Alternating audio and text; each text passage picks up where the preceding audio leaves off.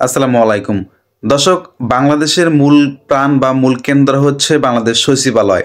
এই সচিবালয়ে ভয়াবহ আগুনের খবর হয়তো আপনারা জেনে গেছেন অলরেডি।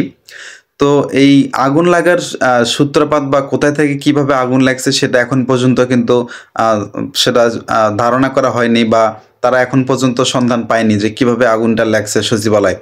তবে তারই ধারাবাহিকতায় বিএনপির যে যুগ্ম মহাসচিব রুহুল কবির রিজভী আছেন তিনি একটি আ সংবাদ মাধ্যমে এসে শেয়ার করে দিয়েছেন। সেটা হচ্ছে যে শেখ হাসিনা ও তার দোসরদের নথি চাওয়ার পর সচিবালয়ে ভয়াবহ আগুন লাগা ও অনেক নথি পুড়ে যাওয়া দেশের মানুষকে ভাবিয়ে তুলেছে বলে মন্তব্য করেছেন তিনি।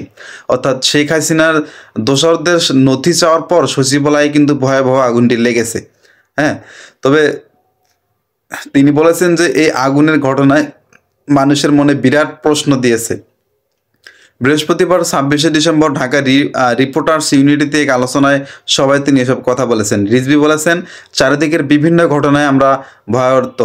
ব্যক্তিগতভাবে নয়, রাষ্ট্রীয়ভাবে ভয়ার্ত। আমরা এর আগেও দেখেছি যখন কোনো মন্ত্রী সচিবের বিরুদ্ধে জনগণের প্রতিবাদ আসে, ঠিক তখন সচিবালয়ে ফাইল গায়েব হয়ে যায়, আগুন লেগে যায়। বিএনপির জ্যেষ্ঠ এই নেতা বলেছেন যে গতকালই সংবাদপত্রে দেখেছি অন্তর্বর্তী সরকার কয়েকটি গুরুত্বপূর্ণ নথি চেয়ে পাঠিয়েছেন।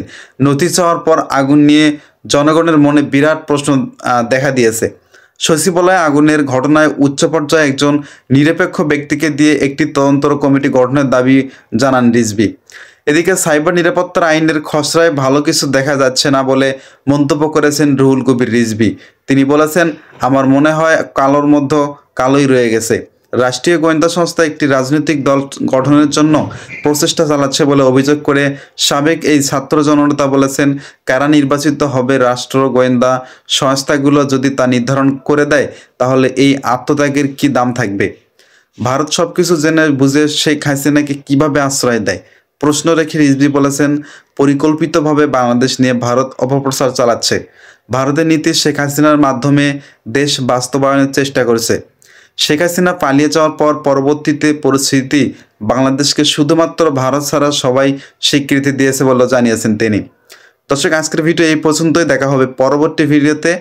যদি ভিডিওটি ভালো লাগে অবশ্যই একটা লাইক, কমেন্ট এবং আমাদের চ্যানেলটিকে সাবস্ক্রাইব করতে ভুলবেন না।